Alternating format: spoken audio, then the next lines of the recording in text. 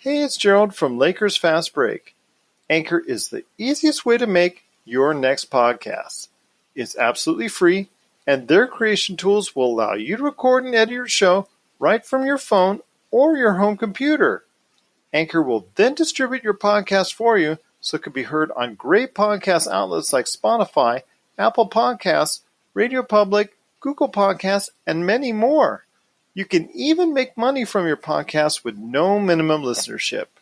It's everything you need to make a podcast all in one place. So download the free Anchor app today or go to anchor.fm to get started on your next podcast.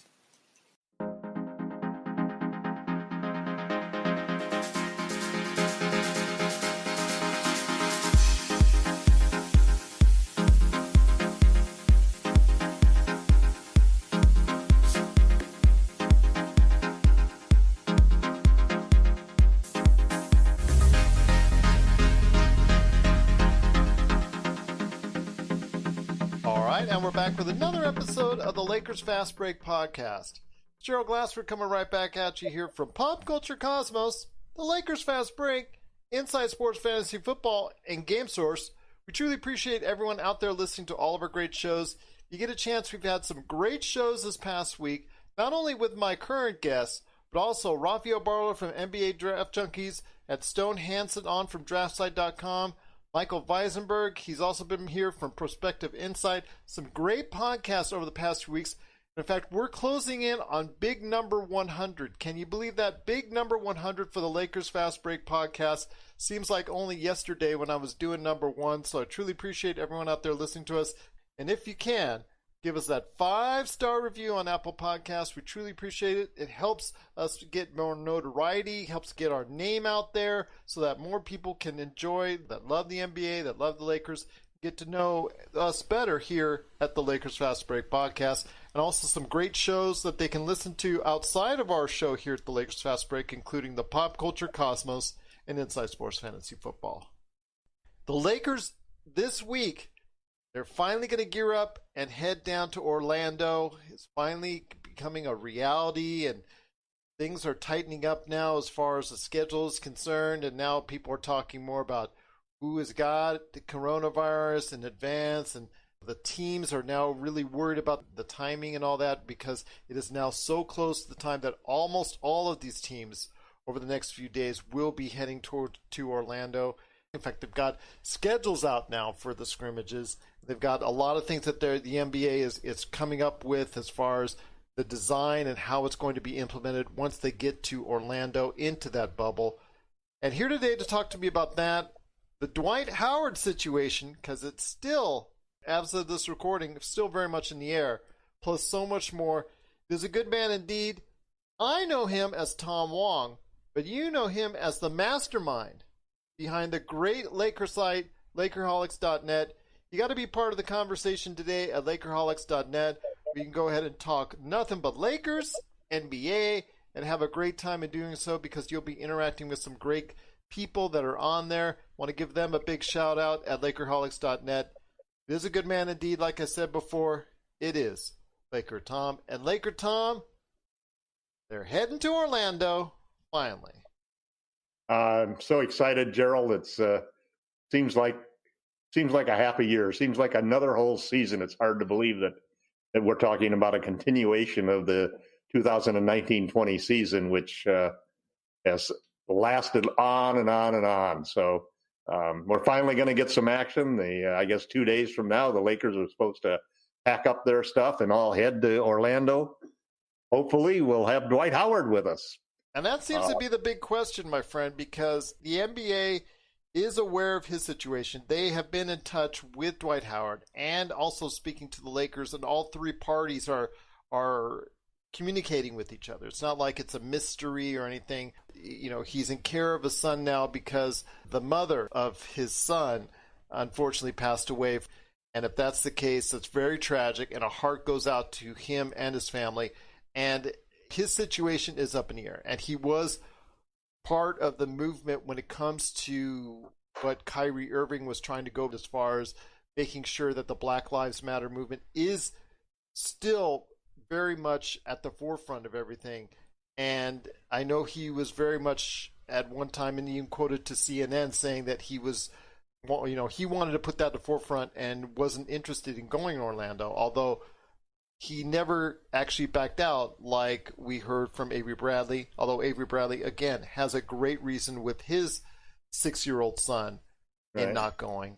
So I want to hear your thoughts when it comes to Dwight Howard. What do you think he will ultimately decide to do? Because even though they've had to turn in the rosters as of July 1st, and Dwight Howard's name, I'm assuming, was on that roster, it's not necessarily a sure thing that he's going to go to Orlando. Yeah, you have to feel for a situation like that. His son is 6-year-old, just like Bradley's son is same age. So losing his mother and then not having his father around for 2.5 months, that's a tough decision to make. And I definitely support Dwight in either route that he goes. I think there are some positive signs. Unlike Avery, who sort of withdrew himself from the conversation, and really wasn't communicating with the team. Dwight's been in constant communication with the team. He's been on the group chats, from what I understand. And so I'm hopeful that he'll go. I mean, it's tough when you lose one starter and then you lose a key member of the bench also. I mean, fortunately for the Lakers, I think that they have a deep and talented roster. I think they have a lot of versatility and depth both at the guard and center positions, which allow them to compensate for losing key players. But also I think that, it's opened the door in some cases for them to add players to the lineup and the ability to keep the two-way players, both of whom in our situation are potentially candidates to pick up minutes at the 5, Devontae Cacok and Kostas Antetokounmpo. So it's a tough situation for Dwight. I hope he comes, and I think he's going to come, just simply because, the Lakers could have made a move if they were uncertain about it. And I think generally they expect him to come. I think that's part of why they haven't made any move to replace him. And they basically have announced actually out publicly that they're not going to replace him if he decides that it's in his best interest for his family to not show up and to opt out of going to Orlando. The Lakers will go with 14 roster players plus their two-way players, 16 players. So there's no intention of replacing him at this point in time because of the rules. They couldn't have brought in Boogie Cousins to replace him, since the only players that are allowed to be used for replacement at this point in time are guys who have 3 years or less in the league. So I have my fingers crossed. I hope everything's fine with Dwight, and I hope the family situation is okay. I think Dwight, I want to, probably next to LeBron, the guy that I feel most that I would like to see get a championship would be Dwight. I think he's proven so much by the way that he's handled himself, and suggesting to come in on an unguaranteed contract, and the way that he has meshed with the team, come out, said the right things all the time, been perfect as far as his behavior goes as a teammate and so forth. And has earned back, a great deal of respect from not only, I think, his peers in the league, but also from the fans. He's gone from being the most hated, vitriolic reaction of Laker fans to one of the guys that everybody is rooting for to come through and to really. And I'd like to see him win that championship. He deserves it, and so hopefully the family situation will be good enough that he'll be able to make it. If he doesn't make it, I'm not really worried. I think that we have enough strength at the center position. AD is going to play more minutes. He averaged 34 minutes during the season. He's going to play 40 minutes. That's what his average has been in the playoffs. So all of a sudden, you've only got, you've got him probably playing more minutes at the 5 than he might normally do, which originally was the intention of the Lakers strategically anyway. Well, let me put it to you like this. Let me say this. Okay. Dwight Howard, during the playoffs, the way he's playing now, coming off the bench, there's a very real possibility in certain matchups he would give you a distinct advantage coming off the bench. In other matchups, there's a chance he might even get a DMP because it depends on your matchups and how they relate. So he could be someone that could be very vital in a certain game, in a certain series, and then the next game or the 2 games later, not even get a chance to play because, as you and I both know, it's like a chess match. So you don't know which pieces are going to fit until you get to that right moment. And Frank Vogel is going to be playing chess against whoever is coaching on the other side. And it might come to the point where Dwight Howard, who's been such an inspirational part of this Lakers team this year, and selflessly has played so much differently than both you and I and anybody else could have even thought he was going to be able to play. I mean, this was the best scenario for all Lakers fans and for Dwight Howard fans of the way Dwight Howard could play. I mean, we were hoping beyond all hope, and you and I actually were saying that this, we just didn't think it would be possible that, first off, he would last to that January cutoff date where his contract would become guaranteed for the rest of the season. We never thought he would make it. B, we didn't think he would be happy at all with coming off the bench and they would start grumbling or, like the old days, walk around with the statistics in his hand as he walks them by in the locker room. We thought that would be the Dwight Howard that we know, because that's what we've come to know.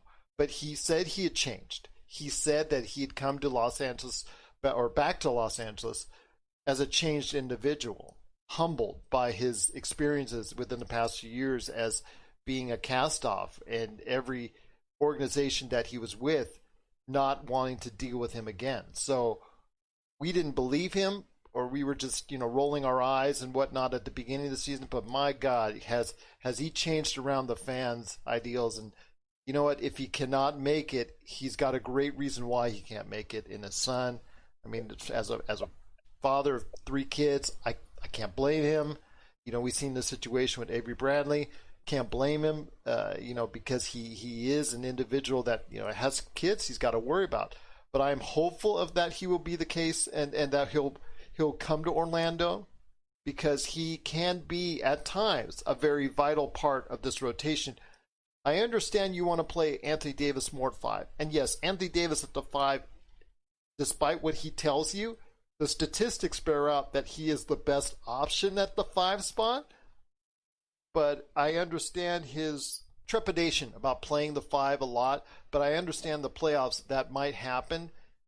With JaVale McGee, you can only give him a certain amount of minutes. Otherwise, again, it was the same thing with Dwight Howard. Dwight Howard and JaVale McGee at this point in time, the more minutes, you can only give them so many minutes, because the more minutes you give them, the more their cracks in their offense or defense or whatever you want to say, the more their liabilities start to show. So that's the problem I have if you go ahead and don't have a Dwight Howard there. Markieff Morris, he has to step his game up if that's the case, because he would become the de facto backup center. Kyle Kuzma was at one time your backup center, and you saw how that worked out.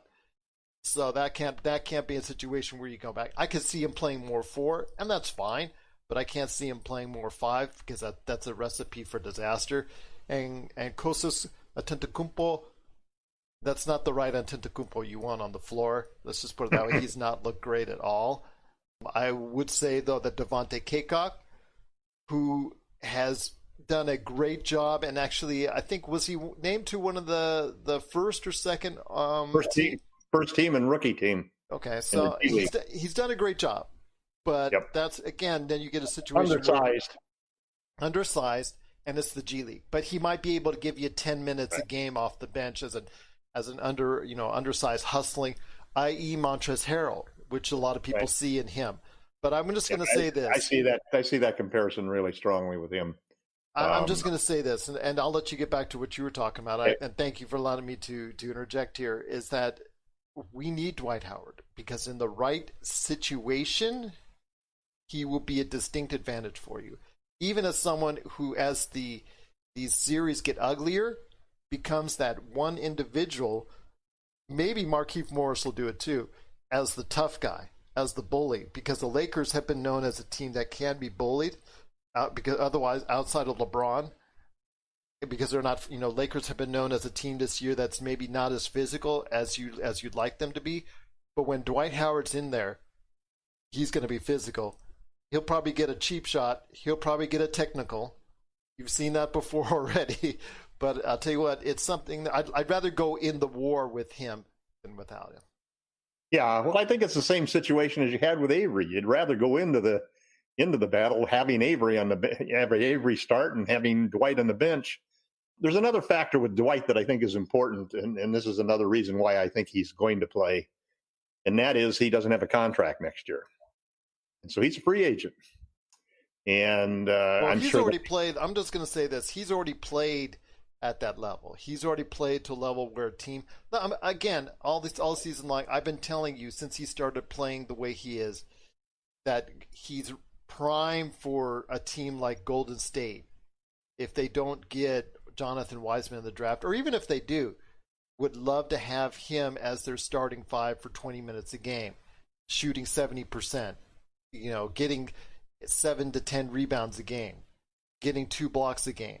That would be great for them on their team. And I'm not trying to say this as someone who I want to see because that would just make Golden State that much tougher. But I'm telling you, that's just I'm just saying that he would be primed to fill one of those roles on those type of teams that needs a center. He's going to be a highly sought free agent. Yeah, and he'll price himself off the Lakers. Experience with the Lakers will lead him to stay with the team. I hope so, but I have a feeling his play and his remarkable turnaround as a person and his growth as an individual is, like you said, going to get him vast interest around the league from a team that needs that type of center for 20 to 25 minutes a game. The other factor, though, that you always have to look at is fit. And one of the things that is remarkable about the Lakers this year, and it's one of the reasons why I'm not as concerned as you may be about not having Avery Bradley or not having Dwight Howard, and that's that it's a matchup game. And the Lakers have got a very deep bench, especially now with 3 new players replacing one player, Bradley, who was a key part of the rotation, but 2 other guys who basically never played in DeMarcus Cousins and Troy Daniels. So one of the things you always have to factor in is the environment. And I think that one of the things that Dwight is going to realize when he considers his options as a free agent next off season is how he fits in the Lakers and how playing with LeBron and AD are such a perfect situation. And it's a team that can control a lot of situations. Everybody thought that Dwight was going to be a problem, but one of the reasons why I was optimistic about Dwight coming to the team was that both AD and LeBron were in favor of it. And that said something to me about understanding that this is not like Dwight going to Orlando or Dwight going to some other team. It's a different situation. It's why I'm also not worried about Dion Waiters, and I'm not worried about J.R. Smith. It's a different environment when you put guys on a team that has the veteran leadership of the superstars like LeBron and AD. And I think that this is something that all of those players who, aside from the money thing, obviously we've got a lot of free agents. We have over $20 million, almost $40 million in free agents, players who could opt out when you include AD.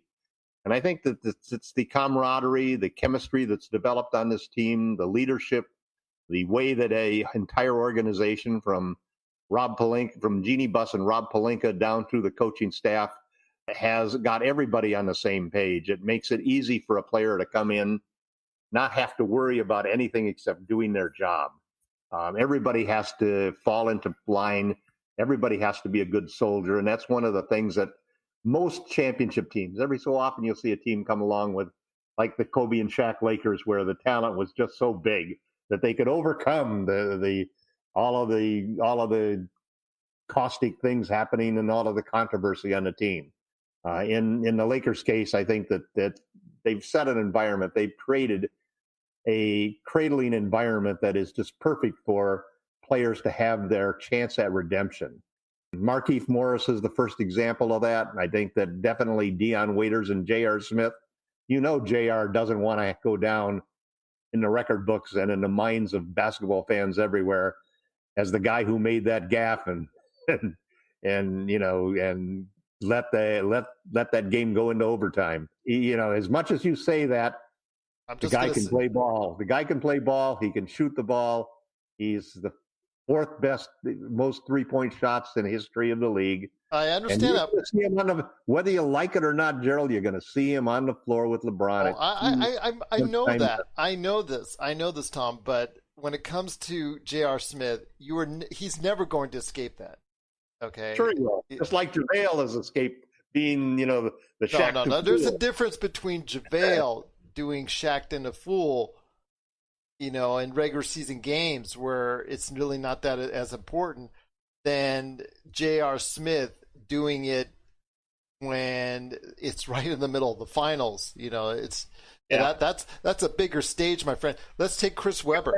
Wait, hold on. Let me just use this as an example to prove you wrong on that. Chris Webber should already be in the Hall of Fame. I think he has a good enough resume, and there are players that are commensurate to him that I think he's a little bit better than, or that he compares favorably to, and he's not in the Hall of Fame. I don't know if it's because of the fact that he called the mysterious non-timeout against him, man. Yeah, so he's not been able to live that down to this point, and that will always trail him, just as that gaffe by J.R. Smith will always trail him. I mean, internet memes have been going on for 2 weeks now since the J.R. Smith rumors popped up. Okay, so I understand. Let's say we win 2 games with J.R. dropping in baskets to beat the Clippers and beat the Bucks. Well, that's the thing. My expectations. Nobody's going to worry about that. My expectations for him are tempered because of the fact, yes, I know he will probably play with LeBron at some point in time, but he has been out of the league 2 years. I have to see first before we can go ahead and say, you know what, he's definitively going to be a part of this rotation. The guy has been out of the league 2 years. He's pushing 35. Guards at 35 are not exactly the same as how we've seen, taller players, larger players in the NBA been able to go ahead and survive. Once you lose your speed, that's it. And JR is going to be, as long as it doesn't lose his shot, man. Well, he's got to be open to get that shot, and the Lakers have to have enough confidence in him. They're all open with the Lakers. That's the problem. When you got LeBron and AD, there are lots of open shots, man. Well, I'm hoping that that's the case. I mean, we haven't seen it from Markieff Morris as of yet. He only took 21 shots in 8 games. He's still shooting 38.5% for the season. That's from the field. That's not. That's from the field. I mean, yeah, I understand 3-point. That's from 3-point range. Yeah, but that's again his contributions. Yet he's still trying to get in the mix. When he was on the team, he only got to play, like you said, a few games with the Lakers, so he did not perform well. But it's still, like I said, now you have this training camp and the scrimmages and the 8 games to get ready to go ahead and get in the flow, and to get Dion Waiters to see if he can do something for you off the bench and can become a playmaker. I know I was speaking to Rafael Barlow from NBA Draft Junkies about this, and he was right. He stated that it's best if he does not play in the same time with LeBron because he's also a playmaker. If he comes off the bench in the minutes that LeBron is off, that might suit him better. So you might get 10 to 15 minutes of Dion Waiters, which is good. And that's what I'm talking about with these 3 new players. I'm not asking for them to come in and give you 30 minutes a game. I'm asking for them if they can give you 30 minutes for them. Yeah, if you can get 10 to 15, then that's all I need. I didn't get 10 to 15. When you look, if you look at the math is pretty daunting. I mean, there's 240 minutes in the game to be played by Laker players. LeBron and AD both average 34 minutes a game in the regular season and 40 minutes a game in the playoffs. You start right there. So you're going to take that 240 and you're going to drop it down to 160 because they're both going to play 40 minutes. Then you've got KCP. KCP averages 25 minutes. So your 160 now is down to 105 minutes. Danny Green averages 25 minutes. So you're now down to 80 minutes left over. And you still haven't accounted for Rondo getting some minutes, Dwight, if he's there, getting minutes, JaVale getting his minutes, Morris getting his minutes, and Morris is going to get his minutes. You forgot Caruso, man. Oh, and then there's Caruso, too. Caruso, so you go down the line. I think what's going to happen with the Lakers is, like you alluded to a little earlier, There's going to be some DNPs. There's going to be different matchups according to the different teams that we play in the playoffs in the series. And some guys may not see many minutes in the series. I mean, it's just like you said with Howard. Howard didn't see many minutes in the last two games against the Bucks and the Clippers. It was Morris who got a lot of minutes in those games because we needed the shooting to spread and stretch the floor. And even though he wasn't hitting, he still has that gravity when he's out there beyond the arc. He's shooting 38.9% for the season. You're gonna create spacing for LeBron and AD to attack the rim, and that's basically what we have to do at times. But there are going to be other series where JaVale and Howard can dominate, on defensively on teams, and we don't need the spacing as much as we might against teams like the Bucks and Clippers who do drop coverage on almost everything and just dare you to shoot those outside shots. So you're going to see a lot of variation, I think, in who gets the playing, as well as the hot hand. Vogel's always been a good coach in the sense of when somebody's got the hot hand, he leaves them in there and takes advantage of that. And that's one of the things I love about his coaching style, that he's not afraid to stick with a guy who maybe over his allotted minutes, but has been shooting the ball really well. One of the things that the three new players really added more than anything else was shooting. You're talking about three guys who basically all are capable of being the best shooter in the game and being a difference maker from long range. And those are what you need. That's the formula that LeBron has found success with in his entire career. And we need to continue to follow that. So it's going to be interesting as we go through these three scrimmages. I think we're going to see a lot of the new players in the scrimmages. We'll see. They're going to see whether Dion still got anything, whether JR can still shoot, and how well can Markieff continue to fit in as the backup big behind if he can AD. give you things, if he can give you that kind of productivity that I hope, when I originally made that trade request long time ago, which had they done would have done a lot. That was a hell of a trade. That was a hell of a trade you proposed. I mean, yep. I still love the other kid from Detroit, that Christian Wood. Well, he's too late now. You had the chance. The Lakers had the chance back in January when he wasn't playing as much, but now he's ready for some chunk of change, if you get my drift, in free agency, or if he stays with Detroit. And then you would have had Derrick Rose on top at a relatively cheap contract. Yeah, that would have been a great trade, and it'll be interesting to see what happens this offseason. We've talked before on earlier podcasts about how the entire apple cart has just been upset terrifically by the coronavirus thing, and all of the finances, the financial outlook for the players and for the league are really unknown. And that's something we need to talk about more, because there's been more issues. Landry Shamet of the Clippers just tested positive for coronavirus. You also have more players that are deciding not to go to Orlando. Milwaukee, their practice facility has been shut down due to some issues with the coronavirus. Although for them, it's not as drastic because it's close enough to the time anyways that they're going to leave that they're not, they're just leaving it closed. But the Clippers have had their facilities closed down. Denver has had their facilities closed down. There's been several teams out there that have been adversely affected by it. I mean, they're about ready to go into the bubble. I know you wanted to talk about embracing and expanding the NBA bubble concept. I don't know if it meant expanding it to the point where the last 8 teams in the NBA would be having their own bubble because they wanted to go, I want to do it too. We want our own bubble. They do. Yeah, exactly. Well, they are rumored, according to ESPN's Jackie McMullen has made a report that they're close to doing a deal for September in Chicago for their own bubble. So I wanted to hear your thoughts on that. I mean, it's great and all, especially to develop the young talent on some of these teams, but as a product to watch, I mean, for instance, Golden State, everybody would be like, okay, I want to see Curry. I want to see Thompson. Will they be, they're healthy enough. They should be able to play. No, they're not going to go ahead and risk that. You're going to be seeing nothing but young players head out to this second bubble in Chicago. Well, it's funny when I did my proposal for a split league where basically you had a tournament in mid-season and the best teams went into an A division and the worst teams went into a B division, in order to, put a better product out there so that we could solve the ratings problem that has plagued the NBA this last season. One of the guys, one of the posters on one of the members on LakerHolics.net came back and said, "What are you doing? You proposing that they play in the bubble for the whole next season?" And I hadn't even thought of that. And well, I did. That's a very real possibility. Hey, I was considering that we'd still be playing in empty arenas, but hopefully in our own arenas, not in a bubble. And then Eric Pincus dropped in an article where he was talking about how the bubble was working and so forth.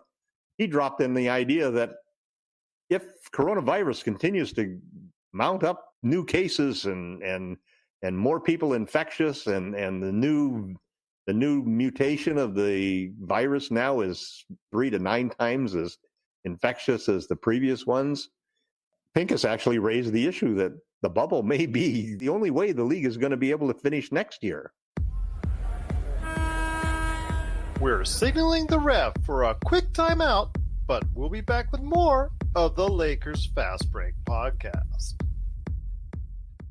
Check out what's been going on with the Pop Culture Cosmos Show and the PCC Multiverse. The better that these Marvel films do, the higher the standards are going to be for not just other films in general, but other Marvel films also. I think it's really hard to end a show with this many fans in a satisfying way. That's the Pop Culture Cosmos Show. And the PCC Multiverse. Playing worldwide on radio 7 days a week and wherever you get your podcasts. I mean, there have been a lot of adjustments that have been made, a lot of it in response to players' concerns about privacy as well as risks as well as freedom related to the bubble. And Pincus was looking at the situation and saying that, you can learn a lot about what's happening from this first bubble that we have. And as we've talked, that first month when you still have 22 or 16 teams enclosed in the bubble is going to be the real test. When you get down to the Elite Eight and Final Four and then the 2 teams in the championship, the odds of anything happening that's going to just derail the whole bubble is diminishing rapidly. But the September thing, a lot of the talk about having a second bubble for those other 8 teams is how long guys are going without playing basketball, and to be able to do it safely, which is really the key. There's been a lot of discussions on LakerHolics.net about this, and pretty much the consensus that we've all come to is that, I wish I had a bubble myself in some cases, to be able to put in a bubble with, at least 35 people from your own organization and 35 people from all of the other teams. And maybe before they're finished, all of the support people from Disney are going to be in the bubble. Man, that's a lot different from sitting here in a house with my wife and talking to my grandkids through the sliding glass door and waving to the neighbors, from deck to deck. And all of a sudden now the whole country is being washed over by not a second wave of coronavirus, but the first wave going into a second peak. And so the bubble, or the need for the bubble, if you will, the benefits of having a bubble so that you can actually simulate some resemblance of a normal life, could be something that's around, and that need could be here very desperately when we start looking at December, starting the 2020-21 season. And, maybe at that point in time that they will have to develop it. Maybe you see all of a sudden now we're going to have Major League Baseball, we're going to have NFL football, and we're going to have NBA basketball all happening at the same time. So and that was something that originally that they wanted to avoid. Now it's just like, okay, we're going to all get big ratings. We all want our chunk of the money, man. Yeah, they're all going to get big ratings because people want to see sports. So initially, people will be willing to go ahead and watch all 3. Seeing that bubble concept for a second time in Chicago, especially without the stars, because I really don't think you're going to get Golden State committing to, unless he really wants to, Stephen Curry, Klay Thompson. How few guys have declined? I mean, there's 22 teams, and how many of them really have a chance to win it all? Well, I mean, I'm talking about the second bubble. But there's the bottom half of the first bubble. Yeah, there's a very real possibility I mean, this bubble has been, obviously talked about so much at length and the things you can and cannot do. And like you said, you see players that are there for Phoenix, for Washington, for San Antonio that are really thinking about not going just because of the fact that they really don't have a chance. You notice they're all going because they all want a paycheck. Oh, yeah. Well, not all of them. Davis Bertans wants a bigger paycheck. Right. I mean, the percentage that are opting out of course, lower than the percentage that have tested positive. Yeah, I mean, there is the predominant amount of players. On two hands, Gerald. And that's something. That's not very many people. And that's something that you and I have talked about before. I'm very surprised at the lack of amount of players that have said they're not going because I'm not. I figured it was going. I figured it'd be higher. I figured it would be higher.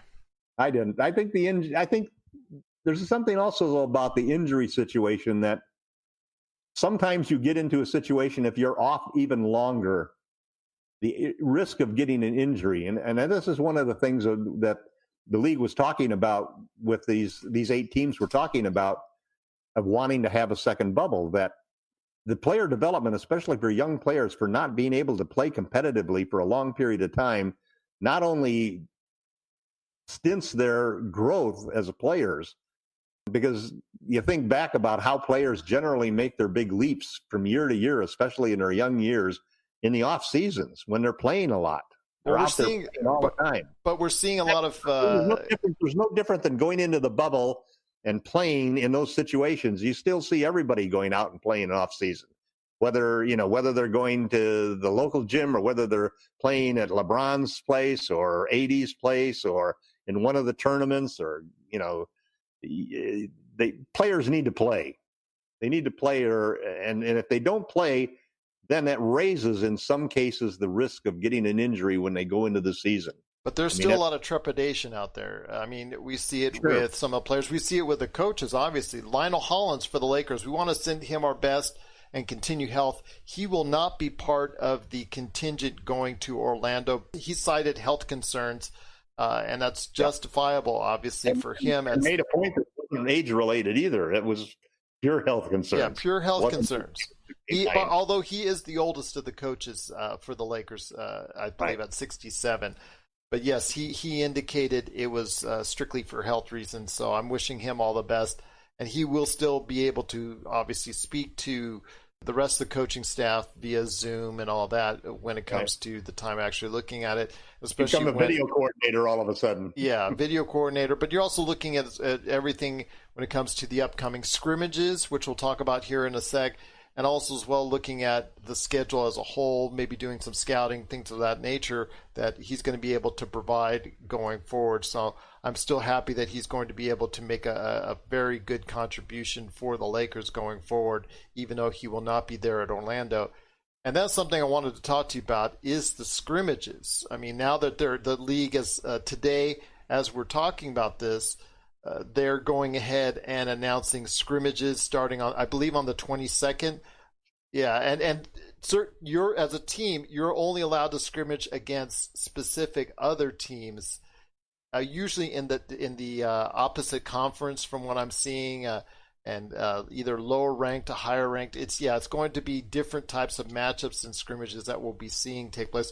I don't know. Was it going to be televised, or is that going to be behind? I haven't heard if they're going to be televised at all. We do the Mavericks on the 23rd, the Magic on the 25th, the Wizards on the 27th. So we start off with an immediate contradiction to the thing about playing teams in your own league or your own conference, and as we play the Mavericks, which would be an interesting game. Well, I'll tell you what, can we just go ahead and talk to Adam Silver and say, you know what, that scrimmage schedule looks so great. Why don't we just flip-flop that with the actual 8-game schedule that you have for us, and just go ahead and you can flip-flop, just make it a little bit easier for the Lakers going forward.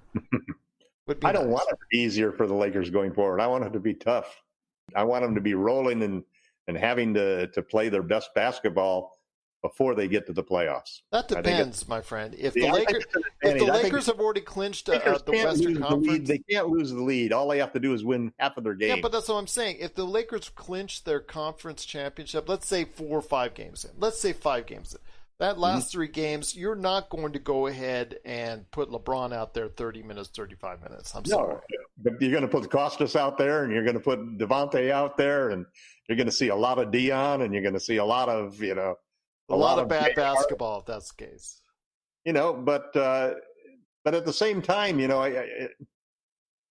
it's interesting because you hear all year long in every season that we go through about how the playoffs are going to be a grind. And about how it's a second season. It's not the same season, guys. It's a whole different type of basketball. You're going from one game setups against people that you don't have time to prepare to grueling multiple game series where the strategy shifts every single game, and every night you're up against a new strategy and so forth. Well, the reality is that everybody talks about, how the rosters, how the minutes decline, and everybody tightens up the rotation. Well, Frank Vogel's coming out here and he's saying, hey, we're going to play everybody. Now, I think he's talking mostly, he hasn't really made it clear. He's acting like this is the strategy for the whole rest of the year, He talks about if Dwight's gone, well, Devontae can play and Costas can play center and Kuzma can play center. I don't think we're going to see that when we get into the playoffs. But you can be sure that for the scrimmages and the regular season games, the Lakers are probably going to play a lot of players. And they're going to they need to find out, number one, who can get back to playing at the level they were before, besides LeBron and AD. And number two, how do the new guys fit in? What can we really expect from them, especially since 2 of them, JR and Dion, haven't really played this year at all. So you got some big questions to answer there. And I'm sure that the scrimmages, adding 3 scrimmages in addition to the 8 games, will give us a lot better opportunity, and the coaches a lot better opportunity to see, who's ready to contribute, who can handle the situation. But then you come back to the real heart of the playoffs, and what makes it really difficult is this is in a bubble. You're talking about no home court advantage, no fans. You're doing it in the middle of a pandemic. Talk about, I think absolutely the people that are saying that this particular championship should have a star next to it rather than an asterisk are the ones who really understand. Doc Rivers made the gold star comment. Well, the gold star is actually a true statement because this is going to be one of the most trying situations. And frankly, just like AD says, if you had your choice of being in a situation where you could have your superstars having 3 months off and being healthy and 100% healthy, no little dings hanging over and so forth, that's an advantage to the Lakers. And if you're in a situation where it requires the ultimate in discipline and focus, my God, LeBron James and Anthony Davis are 2 guys that are perfectly set for that. And so are the Lakers as a veteran squad. It's going to be harder on the younger teams. I mean, teams like the Pelicans to make their adjustments under really arduous conditions that you wouldn't normally expect. It's going to summer camp, man. Well, Vegas has. Well, that's I'm glad you would look at it as summer camp. I would not say I would look at it as summer camp. I would say not an extended vacation. I would go all business. I'm there for business. I'm there to win. I'm there to take advantage of it. I'm there to make it the best moment possible for myself and my teammates. So I'm willing to go ahead and do it. I even was saying to Rafael Barlow of NBA Draft Junkies that, if the league had said you gave me a media pass, I'd love to go. I'd do it because it's a one-time experience. I'm not trying to say it'd be fun because obviously you're doing it under the terrible circumstances of the pandemic, but I would see it as an opportunity to go ahead and relate to people out there my experience on being in this bubble. I'd love to go ahead and write a book at that point in time about my experiences. And someone's going to indeed. Sure. But while they're in this bubble, and as they're going into this bubble here this week, I wanted to ask you this. The Lakers in Vegas, you're in Vegas because, as they say in Vegas, don't bet on the Lakers because the odds are already slanted because there's because LA, a lot of people from LA and putting their money in there. Yeah, they always put their money in there. But the Lakers are the prohibitive favorite right now in Vegas. Oh, are they really? Because, I'd heard Milwaukee was the favorite. Milwaukee was, but again, that's the LA money coming in. And right now, the prohibitive odds have the Lakers as a favorite.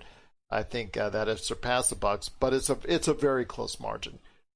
Not so with ESPN. It is not a close margin. Oh, yeah, right. With their BPI. Yes, their BPI recently came out as stating it's one of their computer, 19% Lakers. I think it was 83%, 83%, or somewhere in the 80% range for the Milwaukee Bucks. The Lakers were somewhere in the teens. And I know you love this part, though. The Clippers were 2%, and there was like a couple teams 1%, and then the rest of the teams were 0. So you're telling me that you, I, and 3 high schoolers could go on there, and we're only 2% below what the Clippers would be as far as that's concerned. I find that hard to believe, but then again, I think I would switch that. I'd switch that around completely because, first off, I don't disrespect the Clippers. The Clippers are the bigger challenge than the Bucks are. I mean, there's a reason why a lot of analysts out there are picking the Clippers. I know we bag on the Clippers a lot. Nobody in the Bucks has done it before. No, and they're going to go into the toughest situation that they're going to face. And the Clippers have. The Clippers have. Yeah. And the Lakers players have. Yeah. So come on. Right. You're right. Be serious. Those guys are. East Coast bias is the name for ESPN. That's what it stands for. East Coast bias. No, what I've told, ESPN always loves to talk. There's a standard that you got to have Lakers talk in there because the Lakers move the numbers as far as ratings are concerned. But I get the fact that people would say there's an East Coast bias there, but I'm not sure, like you said, it would be that high for Milwaukee. Although Milwaukee is playing well, when you have the NBA's best record, no matter who it's against, and no matter the fact that you got beat by 10 points by the Lakers. Yeah, well, let's not talk about the game in Milwaukee. And AD both shut down Giannis. Let's not talk about the game in Milwaukee. Let's go. Remember, you see half full, I see half empty. When it comes to the glass. Okay, I love the game in Los Angeles, but I did not love the game in Milwaukee. But that's neither here nor there, because we still have to see the way this pans out. But before we start putting the cart in front of the horse, so to speak, and saying, it's going to be a done deal, Lakers, Bucks, like you said, the Clippers have a team that can go all the way. Houston has been talked about lately with their small ball. LA parade one way or another. People think they're either going to be bounced out in the first round or they're going to the finals. So it's kind of funny how you see people there as far as their thoughts on that. They'll go until Harden runs out of gas like he always does in the playoffs. And then there's Toronto. Toronto is a team that's very underrated that I think a lot of people are not taking seriously. The Bucks could be taken out by Toronto possibly. And because Toronto, everybody is giving love to Nick Nurse as pretty much what they're calling right now as the best coach in basketball. So you're right. He could design a formula that could create a scenario that's the case.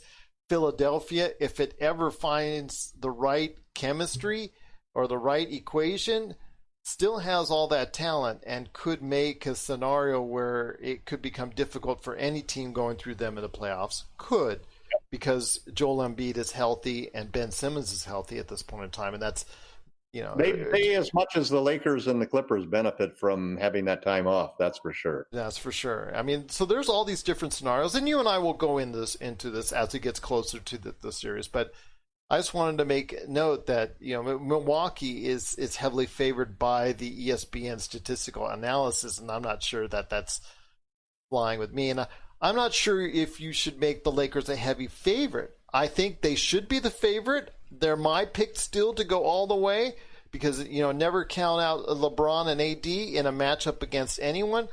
But it's close, I think, between them. Well, I'm not putting any money. I'm not putting any big money on the game on the playoff. Between those three teams, to me, it's very close. I'm just going to say that. I'm just going to put that out there. I would put it at 60% that the Lakers are going to win, 30% that the Clippers would win, and 10% that the Bucks would win. That's basically how I weight them. Well, I would put it at 50% Lakers. I would put it at, I'd say, about 30% Bucks. I would probably say about 15% Clippers. And 5% long shots. It's 5% the rest of the house. So not bad. Yeah, somewhere in there. Yeah, so I'd pay 50, 30, 15, 5. So that's just me. So yeah, I think that we both see the ratio being the Lakers being the best team, the Clippers being close behind them, and the Bucks being a ways down below them, but way ahead of the rest of the squads. Well, I think the Bucks will have an advantage because their schedule's a lot easier than what the Clippers or the Lakers would have to face. Maybe not when it gets to the playoffs, though, because just like you said, also too, another dangerous team out there in the East all of a sudden is Miami. They could really surprise some people. It's not going to be a cakewalk. I didn't say it was going to be a cakewalk, but I thought it was going to be a lot easier. There's the Celtics, except for the whole idea that that they could lose Gordon, because he's having a child born, and for God's sakes, yes, I mean, you watch your son or daughter get born, or play in the NBA playoffs. I mean, come on. Well, as much as I love the NBA, that's been two of the most thrilling moments of my life. You're not going to sit there and leave your wife all alone. Well, no, yeah. I mean, it's been two of the most thrilling moments of my life to see my kids born. So how can you fault that? The bottom of the East sucks, to be honest. But the top teams in the East are as good as all of the non-top teams in the West. They're as good as the teams other than the Lakers and the Clippers in the West. So it's going to be a fun playoffs. It's going to be a fun playoffs indeed, my friend. Once again, I'm talking to Tom Wong, a.k.a. LakerTom. You got to catch him today at LakersHolics.net. Plus, also, outside of LakerHolics.net, you can catch his work today on Medium.com, where he writes a lot of articles. Be part of the conversation that you can have with him and so many others at LakerHolics.net. But before we have a little bit of discussion of what's going on at LakerHolics.net, I wanted to go ahead and thank players and commissioner as far as trying to get together to do something to impact the Black Lives Matter movement. As far as the statements that need to be made will be made. I'm hopeful that people will get the message and that we can go ahead and continue to strive for equality. I want to hear before your thoughts, just a couple minutes if you can, or if you need more, absolutely, on how much the embracing has. I understand that obviously there was issues with the jerseys and what you can say and what they cannot say due to licensing issues and some things of that nature. I know that John Morant had to retract some statements as well, what he wanted to put on his jersey. But I just want to hear that the fact that there's a lot of this conversation going on, that there's a better positivity about how much the players can impact what's going on with the Black Lives Matter movement when they get to Orlando and play in the bubble. Well, I think it's when we go back to the discussion we had earlier in the podcast about the number of players, the small number of players who opted out and the reasons for them opting out in almost every situation was a family matter, or in Davis Bertan's situation, his free agency status.